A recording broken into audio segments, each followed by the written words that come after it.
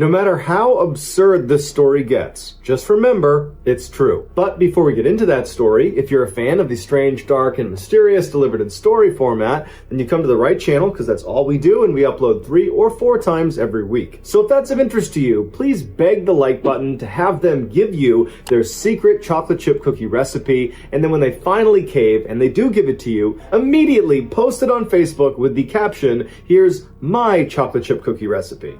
Also, please subscribe to our channel and turn on all notifications so you don't miss any of our weekly uploads. Alright, let's get into today's story. Around the turn of the 20th century, Russia and Japan got into a dispute over who should be in control of Korea and China. Looking to avoid an armed conflict, the Japanese sent the Russians a deal that came with reasonable concessions on both sides. But the Russians didn't like it, they rejected the deal, and they countered with a pretty unreasonable deal that came with lots of concessions for Japan and not so many for Russia. And so Japan rejected that deal and then promptly launched a devastating surprise attack on the Russian Navy stationed at Fort Arthur in China. This attack would officially start the 1-year-long Russo-Japanese War. The Russians knew they would need to send a replacement naval fleet up to Fort Arthur to reclaim it from the Japanese, but unfortunately, the attack at Fort Arthur had totally wiped out all of Russia's best sailors and all their best ships, putting Russia at a major disadvantage to start this war. And so as Russians are wondering what they're going to do next, the Russian Emperor, Tsar Nicholas II, authorizes an unbelievable mission. He orders the Russian Baltic Fleet to set sail from their harbor in northern Europe and sail 18,000 miles around the world to Japan, where they will defeat the Japanese and then reclaim Fort Arthur. The fact that none of the Baltic Fleet ships were designed to sail that far of a distance, or that there were literally 0 refueling points along their massive projected path, was considered largely inconsequential and ignored. What was also considered inconsequential was how absurdly unqualified the Baltic crew was. The sailors were mostly illiterate peasants that did not grow up on the coasts, and so they showed up for military training with no seafaring skills. And then after their military training, they still had no seafaring skills because the Baltic Fleet's harbor was frozen solid almost year-round. But the Tsar believed the man he had put in charge of this crew, Admiral Rozhestvensky, would make up for their deficiencies. And this belief was not unwarranted. Admiral Rozhestvensky was the best Russian officer that had not been killed in that Japan surprise attack. He had significant combat experience, and he had a wickedly bad temper. He didn't care who you were. If you were doing something he didn't like, he was going to beat the crap out of you. Literally. And when he was told he was going to be in charge of this fairly inexperienced crew, he was certain his rough style would whip these Baltic boys into shape and they would be very successful.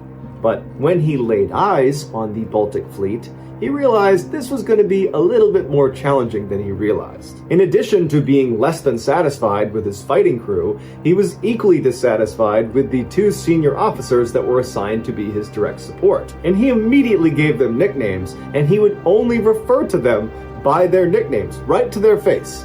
The first one was the manure sack, and the other was a vast empty space. As for the Baltic Fleet's 45 ships, they were terrible. Because this unit never went out on the ocean because their harbor was always frozen, Russia didn't waste their good ships on them. So all they had were really old, obsolete warships and then non-military ships like ferries and yachts that they just slapped random guns onto. They also had ships that the Baltic Fleet crew enthusiastically called futuristic, which were these ships that came out of Russia briefly copying French engineering, which involved these crazy top-heavy ships that sat so low in the water that their lowest rung of weapons, their cannons that poked out the windows at the bottom of the ship, they didn't work because they sat under the water permanently. But regardless of their shortfalls, the Baltic Fleet was what Rozhestvensky had been dealt, and so he had to just get them moving if they were going to win the war. And so on October 16th, 1904,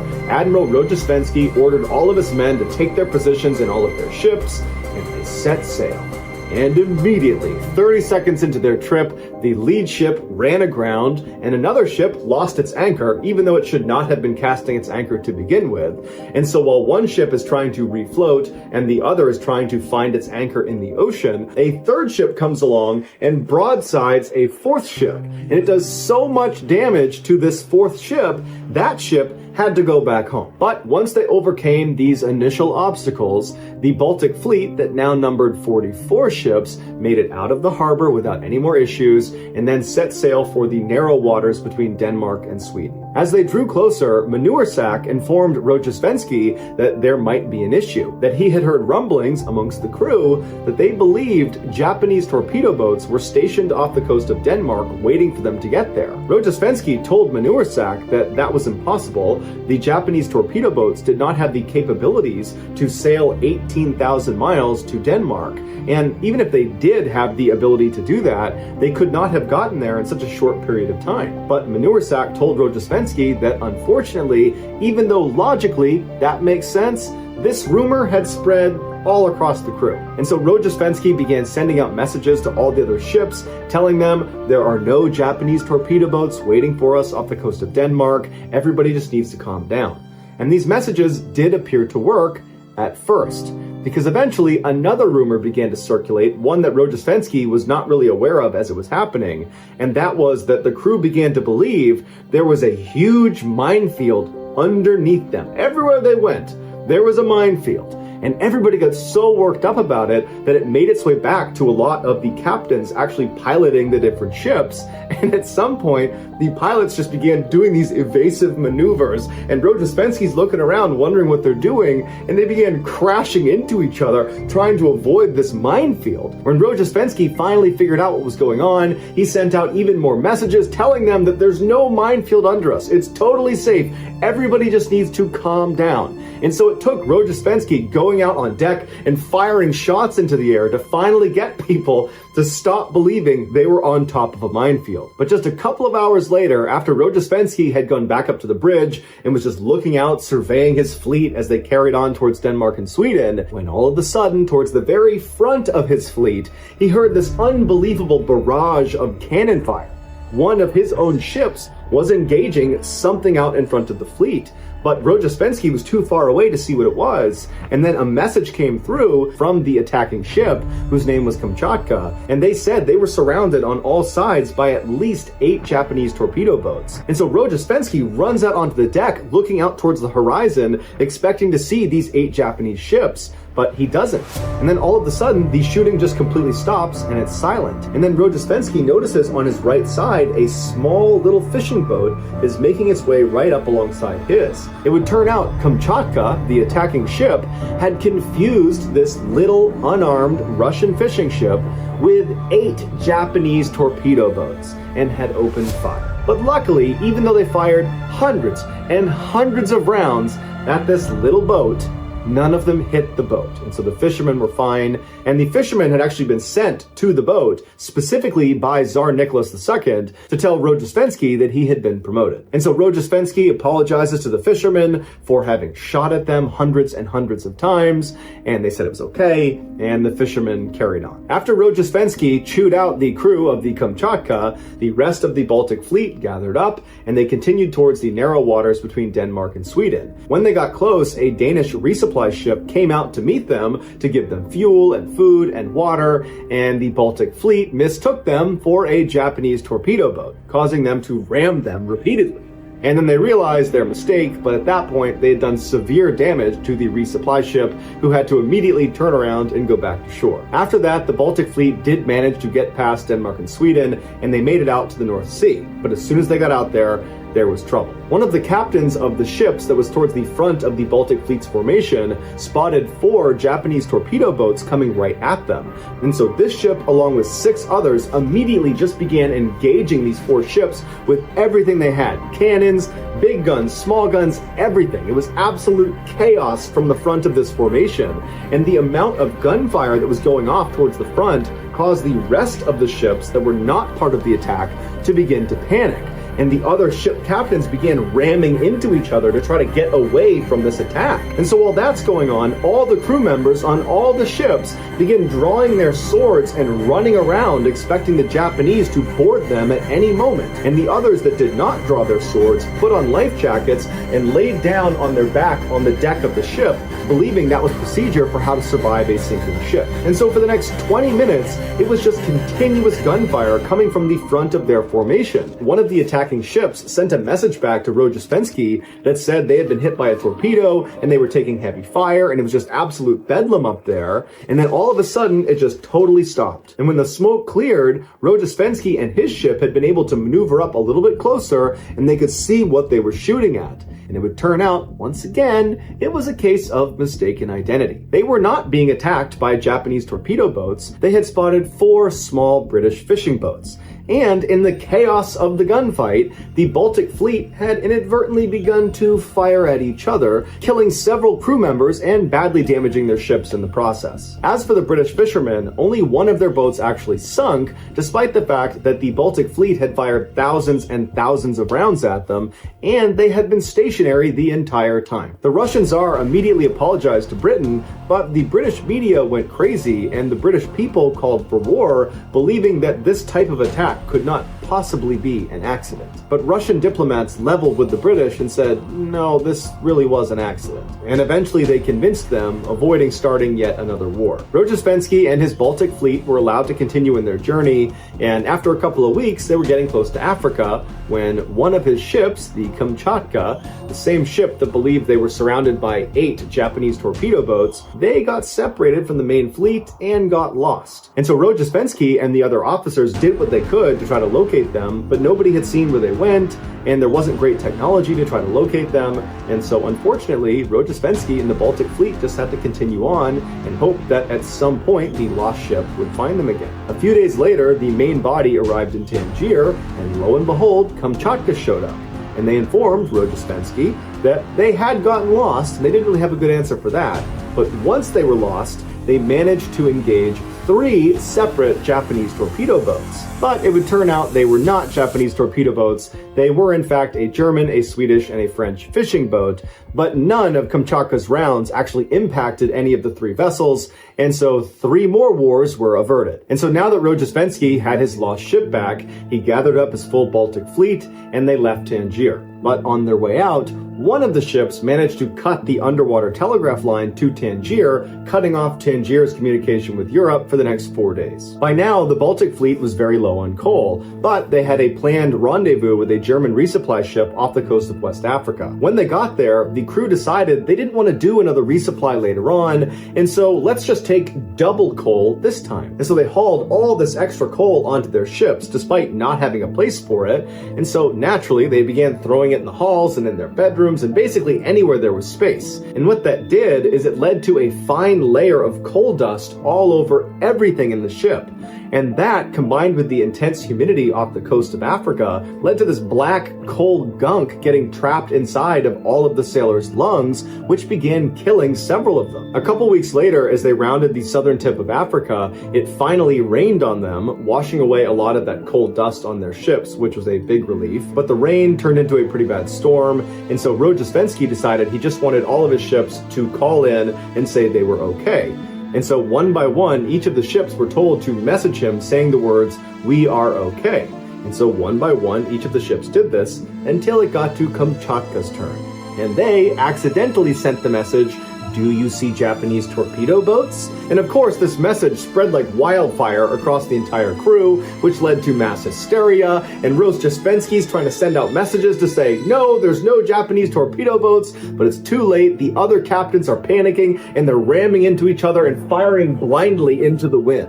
From that point forward, every night, Rojesvenski would go up onto the bow of his ship and he would scream obscenities at Kamchatka. When the Baltic fleet finally made it to Madagascar, the morale amongst the crew was very low. And so when they docked in Madagascar, the crew decided it would be a good idea to boost their morale by buying some pets to bring back on board the ship with them. And the pets they decided to bring back were crocodiles and poisonous snakes. When their handlers smuggled them back on board their ship, they immediately escaped down into the bowels of the ship. When they went looking for them, they couldn't find them because the ships were in such bad shape. There were all sorts of cracks and holes all over the interior for these animals to escape to. And so the men just had to accept there were very dangerous predators just living on their ship with them.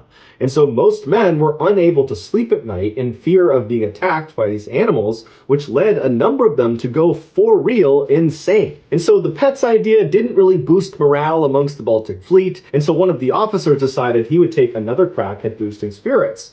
And so he went to a vendor in Madagascar and he purchased 2,000 of their finest cigarettes to bring back on board. So he brings them back on board, he hands them all out, and everyone's so thankful. But it turns out those cigarettes were laced with enormous amounts of opium, which led to hundreds of the crew members becoming hopelessly addicted to opium. Also in Madagascar, these sailors picked up dozens of diseases that began wiping them out in droves. During one funeral for a crew member, the Kamchatka asked if they could fire a salute with blank rounds. They were given permission, but they accidentally fired live rounds into the ship right next to them. When Rojesvenski and the rest of the Baltic fleet finally left Madagascar, their only refrigerator on board one of their ships broke, which spoiled all of their meat, tons and tons of meat. And so they began throwing it overboard, which attracted hundreds and hundreds of sharks, which circled their ships for the rest of their journey. Rojesvenski desperately wanted to find a way to somehow train the remainder of the Baltic fleet how to be somewhat militarily competent. And so he decided he would make them all do target practice because that had been a big issue on this trip so far. And so he had one ship attach a long line that was connected to a target in the water, and that ship would pull the target along, and the other ships would take shots at the target. And so all of the ships on Rojesvenski's call began firing at this target, and after thousands and thousands of rounds, they didn't hit the target once. However, they managed to continuously shoot the ship that was pulling the target. For Rojesvenski, this was the final straw. He felt like he could do absolutely nothing to make the Baltic fleet an actual military force. And so he sent a message back to the Tsar and said, "You gotta replace me. I need to resign and somebody else needs to come in and take over." And the Tsar said, "No. This is your fleet." And so begrudgingly, Rojesvenski continued on leading the Baltic fleet until they finally, after 7 total months on the sea, were within striking distance of their target in Japan. The night before, as they prepared for their attack, they went into stealth mode where all the ships killed all of their lights. They're totally dark, with the exception of their hospital ship. That kept their lights on. This was considered a rule of war at the time, which both sides abided by. And so while the Baltic fleet was sitting out in the waters outside of Japan, a small fishing boat began coming towards them. Now, the fishing boat could only see the lit-up hospital ship. They could not see the 43 other darkened ships. And so a crew member on board this hospital ship came up to the railing, and he recognized the fishing boat was actually a Russian fishing boat. And so he waved them down, and when the Russian fishermen came outside, the crew member told him, "You gotta stop because there's 43 ships behind me that have their lights off. Do not go this way, go around." And so the Russian fisherman thanked him and turned around and went on his merry way. Except that wasn't a Russian fisherman, it was a Japanese sailor on board a Japanese torpedo boat. And now they knew exactly where the Baltic fleet was. And so that night, the Japanese Navy completely surrounded the Baltic fleet, and then the next day at daybreak, they launched their attack. It was called the Battle of Tsushima, and it was obscenely lopsided. The Japanese Navy completely wiped out the Baltic fleet, killing 4,000 of their crew members and capturing 7,300 others, which included Rojesvenski, who had been badly wounded in the battle, but he would survive. In contrast, the Japanese only had 100 casualties. This victory for Japan really marked the end of the war for Russia, and shortly after the Battle of Tsushima, the Russians agreed to surrender. So that's going to do it, guys. If you found the secret in today's episode, let us know in the comments what it is and where you found it, so give us the timestamp, and if you're the first to do that, we will pin you at the top of the comments section. If you enjoyed today's video and you haven't done this already, please beg the like button to let you have their secret chocolate chip cookie recipe. Tell them you won't share it with anyone, and as soon as they do give it to you, immediately post it on Facebook with the caption, "Here's my chocolate chip cookie recipe." Also, please subscribe to our channel and turn on all notifications so you don't miss any of our weekly 3 or 4 video uploads. If you want to get in touch with me, you can direct message me on Instagram or on Twitter. My username for both platforms is the same. It's JohnBallen416. I also have a ton of content over on TikTok where my username is MrBallen. I also have a second YouTube channel called MrBallen Shorts where I post random short videos as well as lost episodes. If you have a story suggestion, please submit it to our subreddit, just called Mr. Ballen. It's linked in the description below. So whether I see you on Twitter, Instagram, TikTok, Reddit, YouTube, or some combination, just know that I really appreciate your support, and until next time, that's gonna do it. See ya.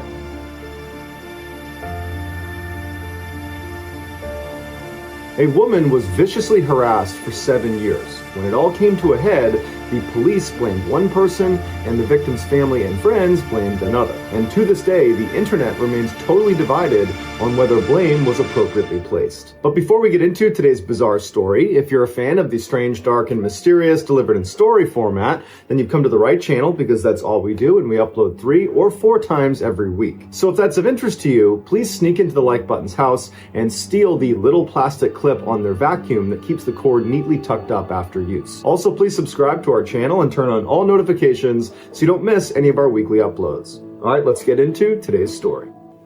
In June of 1982, 38-year-old Cindy Hack divorced her husband, Roy. As soon as she moved into another home in Vancouver, Canada, she felt this wave of relief come over her.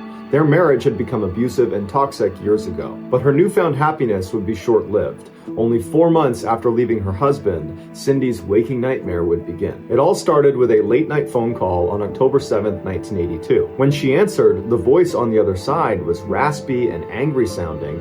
It addressed Cindy by name and quickly told her that they planned on hurting her. And before Cindy could do anything, the caller had hung up. Cindy was horrified and didn't know what to do, so she did nothing. And then over the next few days, she received more calls from this phantom caller, and each of them began with this person addressing her by name and then threatening violence. And Cindy began to convince herself that this had to be some terrible prank, and so she continued to do nothing about it. One night, Cindy couldn't help but feel like she was being watched, and she looked into her living room and she noticed one of her windows was still open. At night, she would draw all the curtains in her house. And so she walked over to the window and she pressed her face up against the glass to look outside, and she didn't see anybody out there. And so she drew the curtains, turned around, and began walking back towards the kitchen when her phone rang. She hesitated, but eventually picked the phone up, and on the other side of the call was the mystery caller, who in a mocking tone told her that curtains weren't going to protect her, that they knew when she was home. This incident pushed her over the edge, and she knew this could not be some bad prank, this was real. And so she contacted the police, who made a house visit, but there wasn't any sign of a break-in or any sign of a crime being committed. And so after walking her property and feeling confident that she was safe, they told her that, you should really consider getting an unlisted telephone number. That way this mystery person can't keep contacting you. And so Cindy thanked them and would go on to get an unlisted telephone number. But not only would the calls continue, they would become more frequent. And in fact, the harassment in general only began to escalate. 3 days later, on October 15th, Cindy and her good friend Agnes were coming back from dinner to Cindy's house. And when they got there, they noticed that one of the front windows had been broken. And so they carefully walked onto the porch and realized the front door was actually unlocked and slightly ajar. They considered immediately leaving the property and just calling police, but they sat there for a minute and didn't hear anything inside the house, and so they decided they would just poke their head in and investigate.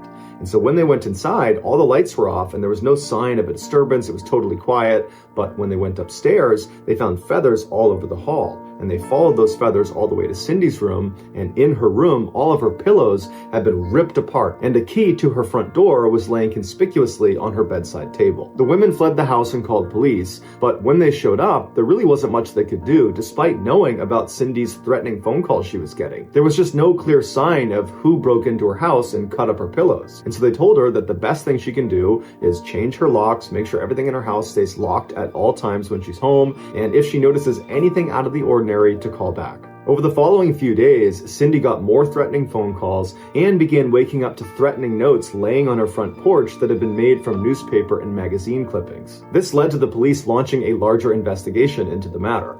An officer named Pat McBride, who had been on the force for 8 years, began checking in on Cindy almost daily. And very quickly, Pat and Cindy developed a romantic relationship, and Pat actually moved into Cindy's house while he was investigating this case. As soon as Pat moved in, the harassment seemed to stop. But just a couple of weeks later, in early November, Pat woke up one morning at Cindy's house and discovered that her phone lines were dead. When he went outside to investigate, he discovered that the lines had actually been cut, and he found a pair of wire cutters laying on the ground. Over the following month, in addition to the threatening phone calls and notes left on her porch, Cindy began hearing somebody walking around outside her house at night, but she was always too terrified to go to the window and look outside to see who it was. She began finding raw meat sitting outside of her door in the morning, and she would find pictures of dead bodies tucked under her windshield wiper on her car. One day, she walked into her backyard and she discovered 3 dead cats hanging in her garden. Cindy, who was a bubbly, happy person before the harassment started, had become a totally anxious and paranoid mess.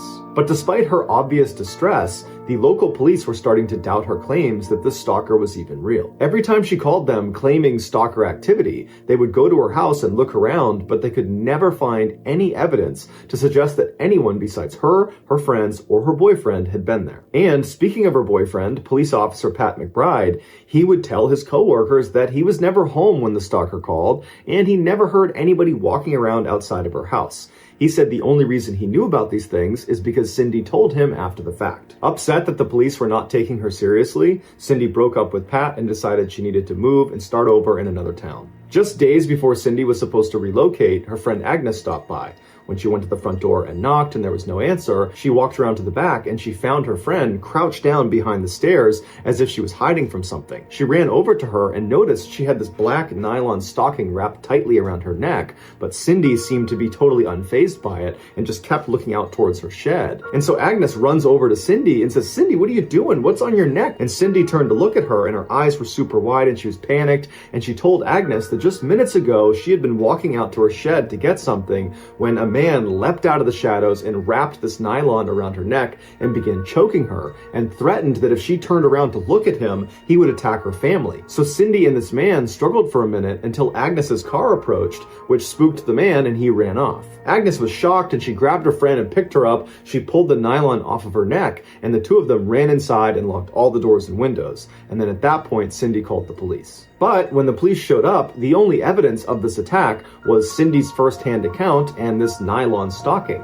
But the police believed the nylon stocking was Cindy's and she had staged the whole event and she had tied it around her neck herself. A few days later, in January of 1983, Cindy moved into a new home in a town called Richmond, which is a suburb of Vancouver, Canada. And as soon as she got there, she painted her car a new color and she actually changed her last name to James. For months, she didn't see or hear from her stalker. But in October of that year, she found another dead cat on her property with a note next to it that just said, "You're next." Fearing for her life, she called the Richmond police, who set up a surveillance operation on her property. But for months, despite dozens of officers watching her house at practically all hours, they never ever saw any stalker activity. But as soon as the officers left for any amount of time, when there was a gap in surveillance, Cindy would call the police and report stalker activity. In time, this town's police department also began to suspect that Cindy was fabricating the stalker story, and they told her as much. Now, blatantly knowing the police were not taking her seriously, Cindy hired a local private detective named Ozzy Caban to look into her case. Immediately, he installed floodlights all around her property, and he gave her a two-way radio to place inside of her house that constantly broadcast back to Ozzy. That way, if she was in trouble, he would know about it even if she couldn't get to the radio to actually tell him. He also installed a panic button inside of her house that would send an alarm to him as well as to the police. In January of 1984, after only being on the case for a couple of weeks, Ozzy heard some strange sounds coming across the two-way radio. It sounded like there was some sort of struggle happening in Cindy's house. And so he tried radioing her to ask what was going on, but he didn't get a response. And so he flew over to her house, he knocked on the door, but there was no answer. And so he kicked the door down and found Cindy lying in the hallway motionless with a note on top of her hand that was held in place by a paring knife that had been stabbed through the note and then through her hand. The note said, "You're dead, lady." Cindy also had a black nylon stocking wrapped around her neck. And so initially, Ozzy believed Cindy was dead, but he managed to find a pulse. And so he brought her to the hospital, and when she regained consciousness, all she could recall was feeling someone inject her arm with a needle, and then after that, she had no memory of the attack. The police, believing Cindy had staged the attack, did not bother to take fingerprints at her home or on the knife or on the note. Ozzy, on the other hand, believed his client was telling the truth. He didn't believe Cindy was physically capable of injecting herself in the area where the needle had entered her body. The angle was nearly impossible to achieve on her own. Once she was released from the hospital, the police, despite believing she was lying, continued their surveillance operation of her property. But like always, nothing ever happened when any of the officers were on duty. The stalker activity only was reported after they had left. Life went on like this for over a year, and during that time, Cindy's mental health continued to decline rapidly. She lived in constant fear of this stalker, and she was deeply embarrassed that the police believed she was lying. On December 11th, 1985, Cindy was attacked again, but the details on this are incredibly scant. Someone found her lying in a ditch 6 miles away from her home. She was wearing a single work boot and a single glove. She was suffering from hypothermia, and she had cuts and bruises all over her body, and she had a black nylon stocking wrapped around her neck. She had no memory of the attack. The police told her that they believed this was yet another staged event, and so they did not do any significant follow-up. After a few days in the hospital, she was sent home, but she was terrified to be alone. So she reached out to her friend Agnes and asked if she and her husband Tom would stay with her for a couple of days, and they agreed. The first night they were there, Cindy woke up in the middle of the night and heard strange sounds coming from the basement. She woke up Agnes and Tom, and they heard the sounds too, and so they went down to the first floor, they opened up the door to the basement, and they looked downstairs, and very clearly there was a fire raging in her basement. And so Cindy immediately ran to the phone to call 911, but they discovered the phone lines had been cut. And so Tom ran outside to try to find a neighbor to call 911 for them, and when he went outside, he found a man just standing there in front of the house watching it. And Tom yelled to him, "Hey, you need to call 911, this house is on fire." And this man, without saying a word, just turned and ran down the street. And that man was never identified. Finally, Tom did get a neighbor to call 911. The fire department arrived and they put out the fire. And then after an investigation, they determined that the fire had been set intentionally. This was an act of arson. And the police said there was no signs of forced entry anywhere around the house, which means someone who was already in the house had to have started the fire. And they specifically said Cindy had to have started the fire because she stages these events all the time because of this stalker delusion she has. Agnes and Tom denied this claim, saying they never heard Cindy walking around at night and she would never jeopardize their lives. After this event, Cindy became extremely depressed and had to be hospitalized. And for 10 weeks, she was under intense psychiatric care. But at the end of those 10 weeks, the doctors determined that she was not a threat to herself or to anyone else, and so she was sent home. It was at this time that Cindy went to the police and said that she thinks Roy, her ex-husband, was behind all of the attacks. Police immediately brought Roy in for questioning, and he emphatically denied all allegations, saying he had nothing to do with it, and in fact, he had been the victim of this stalker that was going after his ex-wife. He said he got a number of these threatening phone calls, and one time when they called, they left him a voicemail, and he played it for the police.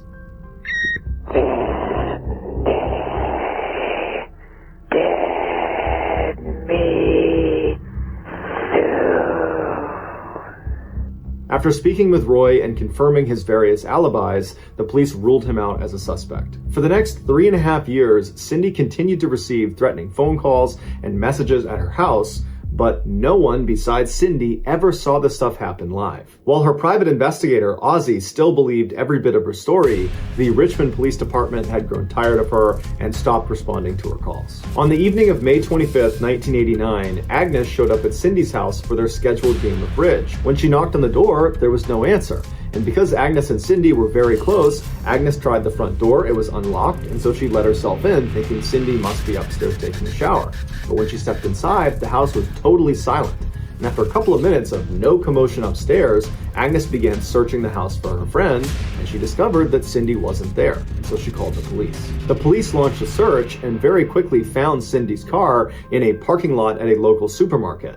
And when investigators went over the car, they discovered there was blood on the outside of the driver's side door. The contents of Cindy's purse, including her credit cards and ID, were scattered about on the ground near the car. And then in the trunk of the vehicle were the groceries that Cindy had recently purchased. But despite her car being found, there was really no indication of where she went next. Her friends and family believed she had been kidnapped by her stalker, and the police believed she was staging yet another event. But regardless, no one could find her. 2 weeks after her disappearance and 1.5 miles away from where her car had been found, a road worker had drank too much coffee and needed to use the bathroom. But where they were working, they did not have a portage on, and they were not near any local businesses that might offer public restrooms. The only area that offered any privacy was the abandoned building that was right near their work site. And so this worker told his crew where he was headed.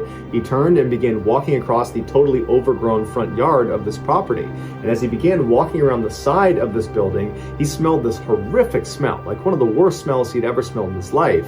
And he assumed that because this property was abandoned, maybe people were dumping their trash on it somewhere and it's a hot day and that's why it smells. But either way, he wrote it off.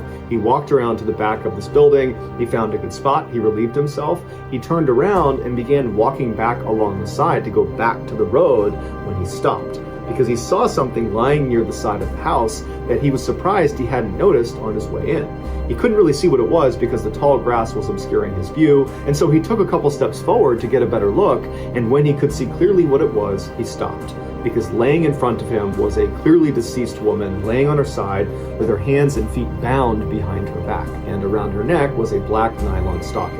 It was the body of Cindy James. Despite the nylon around her neck, the autopsy revealed she did not die from strangulation. She died from an overdose of morphine and other drugs. The police brought in a not expert who was easily able to put himself in the same position that Cindy was in and tie himself up. With this information, combined with their belief that Cindy was a pathological liar, they concluded that this had to have been self-inflicted, that she injected herself with the lethal dose and then dropped down to the ground and tied herself up to stage the epic conclusion to this stalker delusion. To cover their bases, the police did re-interview Roy, the ex-husband, but his alibi checked out and realistically, he was never actually a suspect. It's not listed online whether Pat McBride, the police officer ex-boyfriend, was ever investigated. While the police were very confident in their theory of what happened to Cindy, there were some discrepancies. The medical examiner did not agree with the ruling that this was a suicide. He said that you can't conclude that. There's not enough evidence. During the autopsy, it was discovered that Cindy did have an injection mark in her arm, but they could never find the needle anywhere near her body or anywhere between her and her parked car. Considering the extremely high dosage of narcotic that was found in Cindy's system, if this had been a suicide, as soon as she injected herself, she would have had to immediately shift gears, get down on the ground, and start hog-tying herself before she became too intoxicated to function, meaning the needle should have been right around where she was found, but it wasn't. Also missing from the crime scene were Cindy's shoes and socks, and interestingly, her bare feet were totally clean, despite the fact that in order to get where she was found, she would have had to cover a distance of at least 1.5 miles from her parked car. But again, there was no dirt or any markings on the underside of her feet. Also, it was strange that she wasn't discovered faster than 2 weeks. Although she was found near this abandoned house that was totally overgrown, the house was actually frequented by teenagers, and there was a walking trail nearby that would have had a line of sight on her body. These discrepancies have led many people to believe that Cindy did have a stalker, and this stalker kidnapped her in the supermarket parking lot. They tied her up, they injected her with the lethal dose of morphine, and then after she had died, they dumped her near this abandoned property right before she was found. And they had left that black nylon tied around her neck because that was the stalker's signature. Some have taken this a step further and said Pat McBride, the police officer, was behind the attacks, because he would have known when surveillance was set up on her house and could have very easily avoided detection. But the most bizarre and fascinating theory of what happened to Cindy is that she had dissociative identity disorder, or DID. This is where someone maintains at least 2 distinct personalities,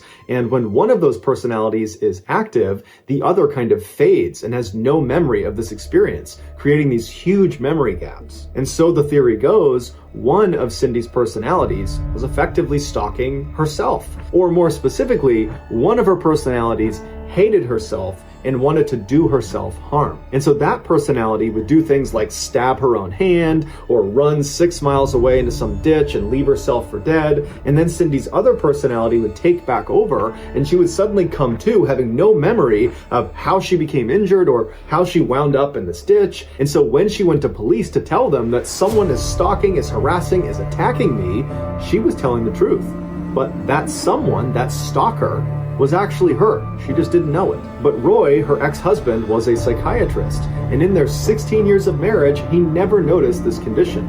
And when Cindy was in that psychiatric ward for 10 weeks following one of her stalker attacks, none of the doctors or psychiatrists ever noticed or diagnosed her with this condition. It's still possible she had DID, and it just came on later in life, and it didn't present itself enough to be noticed during those 10 weeks of psychiatric care.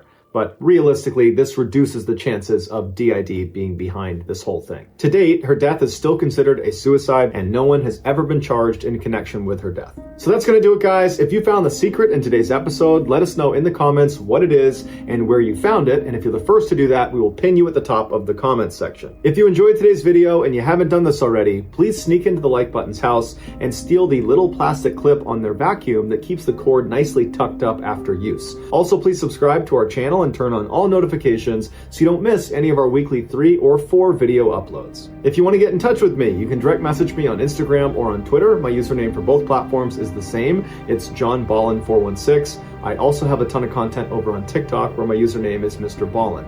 I also have a second YouTube channel called MrBallen Shorts where I post short videos. If you have a story suggestion, please submit it to our subreddit just called MrBallen. It's linked in the description below. So whether I see you on Instagram, Twitter, TikTok, Reddit, YouTube, or some combination, just know that I really appreciate your support, and until next time, that's going to do it. See ya. Sometimes the truth is stranger than fiction, and today we're going to look at 3 stories that demonstrate that. But before we get into today's stories, if you're a fan of the strange, dark, and mysterious delivered in story format, then you've come to the right channel because that's all we do, and we upload 2 or 3 times every week. So if that's of interest to you, please invite the like button to come to the cinema with you to see a movie they really want to see, but then proceed to talk incessantly to them throughout the entire movie, and about halfway through, spoil the ending. Also, please subscribe to our channel and turn on all notifications so you don't miss any of our weekly uploads. Alright, let's get into today's stories. In October of 2014, a 35-year-old woman, who we'll call Olivia, met her husband for lunch at a restaurant in Western New York. The couple had not originally planned to stay at this restaurant for very long, but one thing led to another. They were having a nice time, and before long, it was 6 p.m., and they had been there for 6 hours. And over those 6 hours, both of them had had a lot to eat, lots of bread and pasta and cakes and all sorts of stuff, and they had had some alcohol, but not very much. Olivia had been careful to only have 4 drinks over those 6 hours because she wanted to be able to drive. And her husband similarly limited his drinking so he'd be safe to drive. And so after they got the check and they paid for their meal, they both hopped in their respective cars and they began driving home. As Olivia was making her way home, she unfortunately got a flat tire, and so she pulled off to the side of the road and she called roadside assistance. As she was waiting for help to show up, another motorist happened to drive by and they misunderstood what was happening. They saw Olivia standing outside of her car with the tire popped off, and they thought she'd been in an accident. And so they called the police and reported it. And so the police show up a few minutes later, they pull up right behind Olivia, and when they get out, they ask her, are you okay? Do you need any help? And she would say, oh no, I just had a flat tire, I'm totally fine, thank you for stopping though. But the police, as they're listening to her speak, they see her eyes look kind of glassy and glazed over like she's drunk, and as she was speaking, they could have sworn she was slurring her words. And so they said, hey ma'am, have you been drinking tonight? And she would tell them that, well, yeah, I have had a few drinks, but only 4 over the last 6 hours, and I don't feel drunk at all. That has nothing to do with the situation I'm in now. I'm not drunk. But the police were not buying it, and so they put her through a series of field sobriety tests that she managed to get through, but she struggled with enough that it sent up some red flags. And so they made her blow into a breathalyzer. A breathalyzer is a device that uses your breath to register how much alcohol is in your system, also known as your blood alcohol content, or BAC for short. BAC is scored as a percentage out of 100. And while no one should ever get behind the wheel of a vehicle if they are impaired, it is the case that in America, you are allowed legally to operate a vehicle if your BAC is 0.08% or lower. For reference, if a 160-pound female consumed about 3 alcoholic drinks, maybe a little bit more, in the course of an hour, she would most likely have a 0.08% BAC. If that same 160-pound female were to consume, let's say, 8 alcoholic drinks over the course of an hour, she would definitely not be allowed to legally operate a vehicle because she would be very, very drunk. Her BAC would have spiked to 0.2%, which would put her in the range where she would most likely have alcohol poisoning, and eventually she would most likely lose consciousness. If this same 160-pound female were to consume 13 alcoholic drinks over the course of an hour, her BAC would jump all the way up to 0.4%, where she's not just drunk and unable to operate a vehicle. At that level, you're talking about potentially dying from consuming that much alcohol. When Olivia blew into this breathalyzer, she fully expected that she would be below the 0.08% legal limit, because after all, she'd only had 4 alcoholic drinks over a 6-hour period, and so that would put her well below that legal limit. But that was not the case. She blew a staggering 0.33%. The cops couldn't believe what they were looking at, because they're looking at Olivia and they're thinking, at that level, she should be somewhere between losing consciousness and dying, but here she is just standing there talking to us, acting a little bit buzzed. And so they assumed their breathalyzer must have made a mistake, so they went back into their car, got another breathalyzer, did it again, and again, Olivia blew a 0.33% BAC. The officers couldn't understand how this woman had such an extreme alcohol tolerance, but regardless, they charged her with driving while intoxicated and then brought her to the hospital for medical intervention. There, her BAC remained high even after a full day had passed without her consuming any more alcohol. This is around the time that it was discovered that Olivia had a very, very rare medical condition called autobrewery syndrome, which in a nutshell meant her body transformed glucose from foods, specifically carbs like bread, pasta, that kind of thing, into alcohol. Olivia, who was totally unaware of this condition, had developed this wicked alcohol tolerance because she was basically drunk all the time. Not because she was a heavy drinker, but because she ate carbs. This condition, if left untreated, can do the same damage alcoholism and binge drinking can do to the body. The only way you can treat it is by drastically changing your diet. When Olivia's condition was discovered and made public, the charges against her were dropped, and she would go on to just stop eating carbs altogether.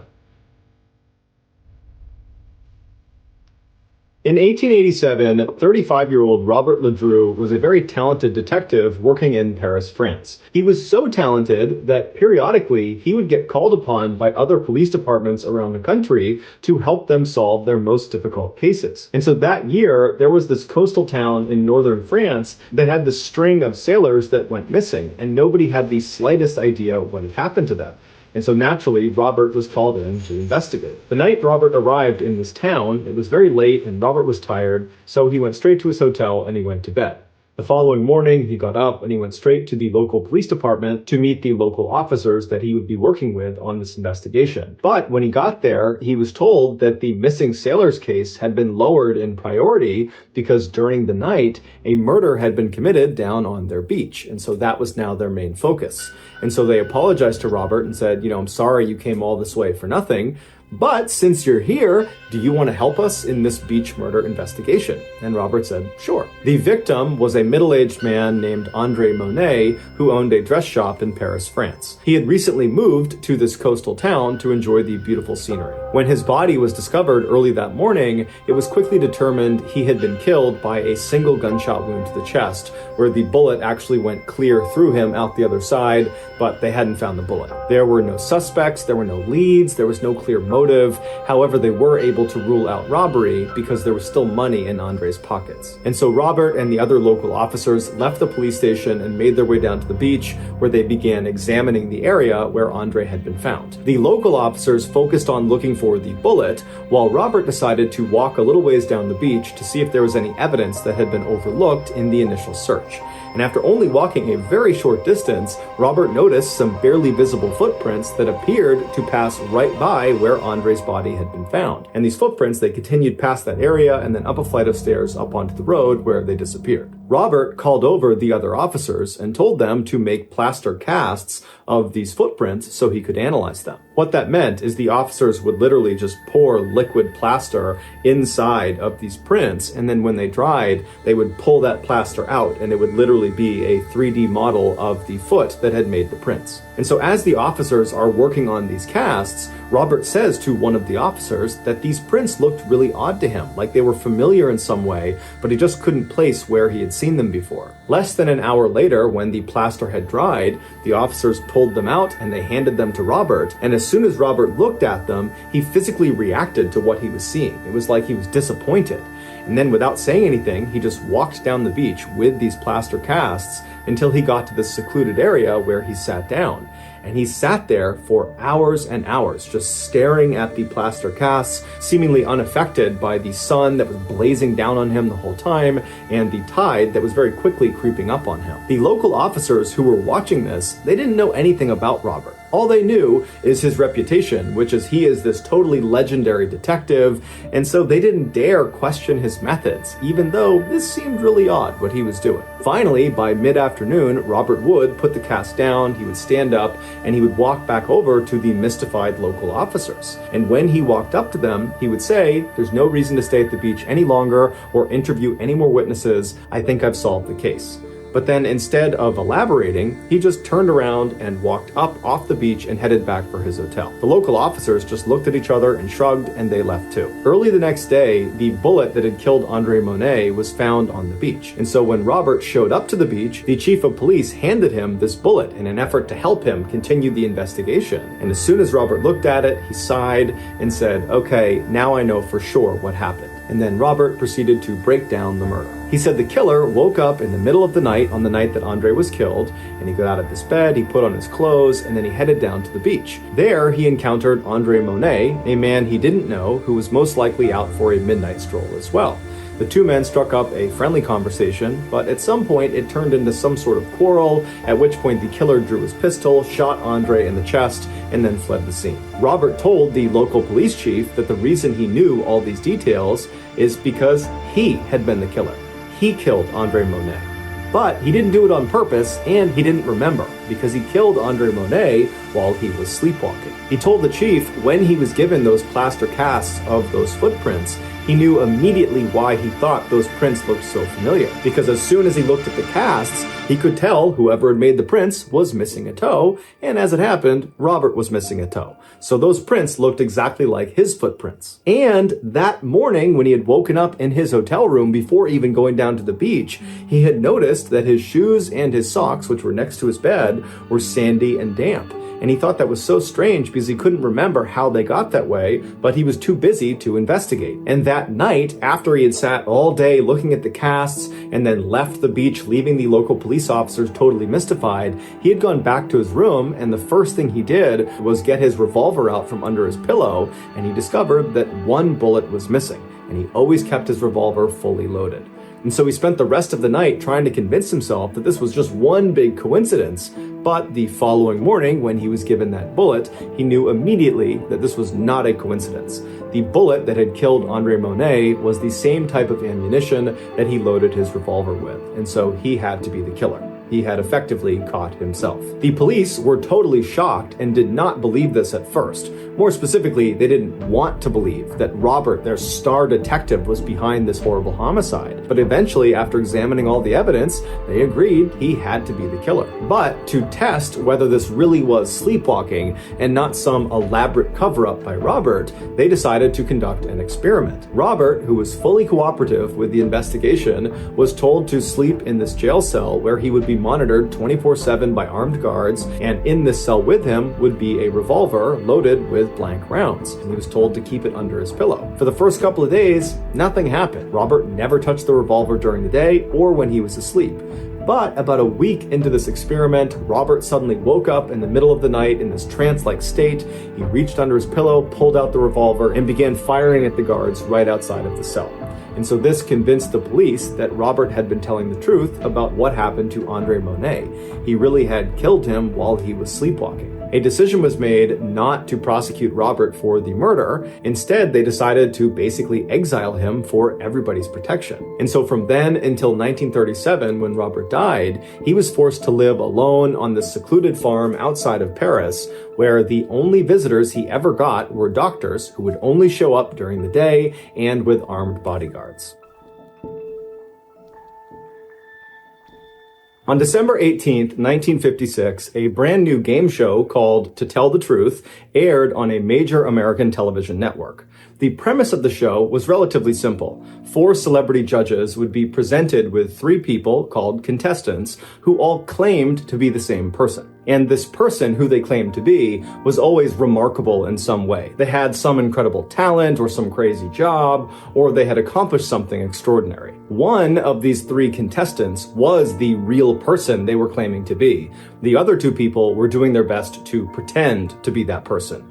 And it was the job of the celebrity judges to try to figure out who was telling the truth. So for a set amount of time on the show, the celebrity judges would ask the contestants questions about their background and try to figure out, who was who. And then at the end of the time, the celebrities would cast a vote about who they thought was the real remarkable person. After the votes were tallied up, the host would have the real remarkable person stand up to reveal themselves, and the entire audience would go crazy, and that was the show. And the show became quite popular. So popular, in fact, that today, nearly 70 years later, it's still on the air. And over this show's very long history, virtually all the episodes are pretty similar. It's a pretty redundant show. But there is one episode that will forever go down as the most unique. In October of 1972, 3 contestants walked out onto the stage in front of the 4 celebrity judges, and they all introduced themselves as Ed Edwards. Then the host of the show read aloud the biography of the real Ed Edwards, and he would say that Ed at one point was on the FBI's list of the top 10 most wanted criminals in America for crimes like armed robbery and impersonating a federal officer, and then after he was finally caught by law enforcement and went to prison, a prison guard helped him turn his life around, and then upon release from prison 14 years later, Ed remained this reformed criminal and became a successful author and motivational speaker who specialized in telling people how to identify con men and criminals and how to protect themselves from these people. After the real Ed Edwards biography was read aloud, the 3 contestants sat down and the celebrity judges began asking them questions about their past, and then after the time was up, the celebrities cast their votes, and then the real Ed Edwards was revealed. And even though 2 of the 4 celebrity judges had correctly identified the right Ed Edwards, the crowd was totally astonished at who this guy actually was, because he did not look like this ex-convict. He looked like this kind of all-American, middle-aged father who was totally harmless and wouldn't hurt a fly. But either way, the show ended, and then the world forgot about Ed Edwards. Until 2009. That year, Ed's estranged daughter, 40-year-old April Blasio, finally decided to investigate something that had plagued her for her whole childhood. Despite her father's claims that he was this reformed criminal and this stand-up, law-abiding guy, she didn't believe it. She never believed it. She thought he had never been reformed and just was a criminal and always had been. Behind closed doors, Ed was violent and abusive, and he was a compulsive liar. She remembered in the 1970s and 80s when she was a young kid, Ed would make their family pack up and move, sometimes in the middle of the night, and April always assumed it was because her dad was wrapped up in something criminal. But every time she asked him, he would say, oh, well, I was an informant when I was in jail and I snitched on some people, and some of those people have figured out where we live, and so we gotta move. April knew he was lying, but there was nothing she could do, and so they just kept on moving around. But she always thought something else was going on. So in 2009, when April is now this 40-year-old woman, she's laying in bed one night and finally says, you know what, I'm just gonna start Googling some stuff. So she hops in her laptop and she starts typing in the different names of towns that she and her family lived in as a kid. And then after she'd write the name of the town, she'd write unsolved mystery or unsolved crime, and she would see if anything popped up. And so as she began looking, she found one in 1980. It was an unsolved murder in a town called Watertown, Wisconsin, that happened right around the time that her family very briefly lived in this town. There was this young teenage couple that had left this wedding, and they had driven down this dead-end road, and they were just kind of enjoying each other's company when an unknown assailant who matched the description of Ed Edwards walked up to their car, broke in, shot them both to death, and then disappeared. And so on a hunch, April called the Watertown Police Department the following day and told them that, I think my father might have been responsible for this double homicide. It's just a hunch, but he matches the description. We were there in this very small window of time when it happened. And so the police said, okay, we'll go have a look. And so the Watertown police, they tracked down Ed Edwards, who was living in Kentucky at the time, and they got him to give them a DNA sample. And when they tested the DNA sample, it matched the samples that were taken at the crime scene in 1980. And so Ed Edwards, he was arrested and brought back to Wisconsin, and as soon as he was in custody, he confessed to the murder. And then he requested the death penalty. But he was told the maximum punishment for this crime was life in prison. Ed didn't like this, and so he confessed to another double homicide from 1977 in Ohio, where he killed another teenage couple, thinking that would give him the death penalty. But through a loophole, they said, well, actually, that still won't get you the death penalty. You're still facing life in prison. And so frustrated, Ed revealed a third murder he had perpetrated. In 1996, he had killed his own foster son for the insurance money. And so for this crime, he was eligible for capital punishment, and so he was sentenced to death. But he would die of natural causes 2 years later in 2011 before the state could execute him. Since his death, cold case investigators and members of his own family have theorized that Ed Edwards is almost certainly responsible for more killings beyond just the 5 he happened to confess to. In fact, many people believe Ed Edwards could actually be the infamous Zodiac Killer, who's one of the nation's most notorious uncaught serial killers that killed 37 people in Northern California in the 1960s and 1970s. If this is true, then Ed Edwards did not become a killer after he was on that game show in 1972. No, when he showed up for that game show and stood in front of the audience and smiled and answered questions to the celebrity panelists, at that time, as you're watching him on TV, he would have already been a seasoned serial killer with dozens and dozens of victims. But Ed stopped confessing to murders after that third confession because he was just kind of using those murders as bargaining chips to get what he wanted, the death penalty. And once he got it, he went silent. And now that he's dead, we're never going to get another confession out of him, and there's no proof connecting him to any unsolved murder cases. And so unfortunately, it's unlikely we'll ever know the full extent of Ed's reign of terror. So that's going to do it, guys. If you found the secret in today's episode, let us know in the comments section what it is and where you found it, so give us the timestamp. And if you're the first to do that, we'll pin you at the top of the comments section. If you got something out of today's episode and you haven't done this already, please invite the like button to go to the cinema with you to watch a movie that they really want to see, and then proceed to talk incessantly to them throughout the entire movie, and about halfway through, spoil the ending.